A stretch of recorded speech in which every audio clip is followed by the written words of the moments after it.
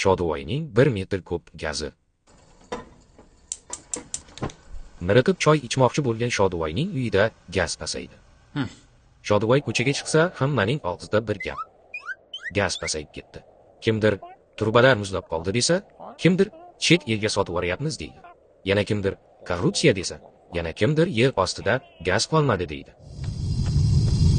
Shodivoy gazni topib kelish uchun konga bordi. U kondagilarga jahl bilan menga gaz beringlar deydi. Kon 1 metr kub gazni Shodivoyga beradi. Konda 1 metr kub gazni qazib olish uchun 766 so'm sarflanadi. Ushbu xarajatlar asosan qazib chiqarish uskunalarini ishlatish, ularning yoqilg'i sarfi, mazkur jarayonda olinadigan qo'shimcha ish hamda xizmatlar bo'yicha xarajatlar, material xarajatlari, konlarni izlab topish, yangi qurilmalar sotib olish, ularni ta'mirlash, yer qa'ridan foydalanish bilan bog'liq soliqlar va boshqa xarajatlardan iborat bo'ladi. Shodivoyning 1 metr kub gazi zavodga yo'l oladi. Chunki kondan olingan aralashma zavodda toza gaz holatiga keltirilishi kerak. Gaz zavodda qayta ishlanishi va tozalanishi uchun 150 so'm sarflanadi. Undan tashqari, gazni ishlab chiqarish uchun boshqa xarajatlar, xususan, ish haqqi 59 so'mni, soliqlar 108 so'mni hamda iste'molchilar ehtiyojini qondirish uchun qo'shimcha sotib olinadigan gaz hajmlari uchun 408 so'mni tashkil etadi. Endi gaz Shodivoy bilan birga uy tomon yo'lga tushadi. Shodivoy avtobusda, gazi esa 123 so'm evaziga katta stansiyadan kichik stansiyaga boradi.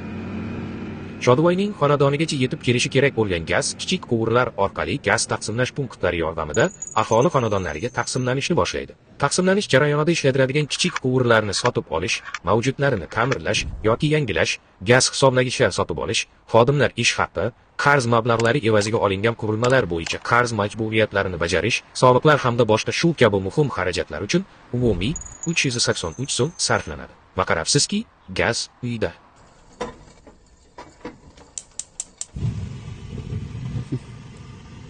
Shodivoy xarajatlar ro'yxatiga qaraydi.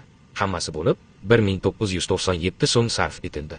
1 metr kub gaz kondan uygacha 1997 so'm. Aslida shunday. Unda nega Shodivoy qishda 500 kubgacha ishlatgan gazning har bir kubi uchun 650 so'm to'laydi? Chunki qolgan 1347 so'mi davlat hisobidan qoplanadi. Agarda Shodivoy 500 kubdan ortiq ishlatib, 1 kub uchun 1500 so'm to'lagan taqdirda ham qolgan 497 so'mini davlat o'z zimmasiga oladi. Shodivoy esa buni bilmaydi. Davomi bor. Keyingi animatsiyada energiyadan oqilona foydalanish va uni tejash haqida gaplashamiz.